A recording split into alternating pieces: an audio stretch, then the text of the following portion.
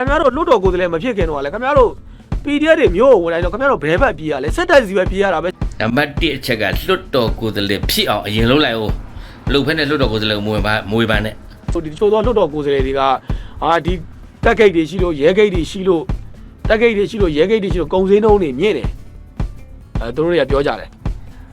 ရေးကြတယ်ပေါ့ဘာဖြစ်တယ်လွတ်တော်ကိုယ်စားလှယ်တွေကဘာလို့ဒီလိုတွေမေးနေတာလဲဘာညာလာမပြောနဲ့ဘာဖြစ်တယ်ညာဖြစ်တယ်ပြောချင်ရင်လွတ်တော်ကိုယ်စားလှယ်ဖြစ်အောင်အမတ်ဖြစ်အောင်အရင်ကြိုးစားလိုက်အောင်ခင်ဗျားတို့အမရွေးကောက်ပွဲဝင်တဲ့အချိန်ကျတော့ဟိုမှာ PDF တက်မှာကြောက်လို့ဆိုတော့ဒလန်လို့ဆိုတဲ့ခါမှာကြောက်လို့ဟိုပုံးဒီရှောင်းနဲ့အမအဲ့ဒါဟိုမကြောက်မရွံ့ကိုယ်စားလှယ်ဖြစ်အရွေးခံလာတဲ့ကောင်တွေကဟုတ်လားလွတ်တော်တွေလည်းရောက်လာမင်းတို့ကဘာတွေပြောနေရလဲဘာတွေမေးနေရလဲလာပြောနေဂိတ်တွေဖြုတ်ပြီးဆိုနောက်လာမယ့်အကျိုးဆက်တွေကိုဒီလွတ်တော်ကိုယ်စားလှယ်တောင်းပြီးမှလားခင်ဗျအဲ့လိုလည်းခင်ဗျားတို့မလုပ်နိုင်ဘူးအဲ့တော့လွတ်တော်ကိုယ်စားလှယ်ကလည်းလွတ်တော်ကိုယ်စားလှယ်အလုပ်လေးလုပ်တာကောင်းတယ်စွတ်ဖက်လို့တော့မကောင်းဘူး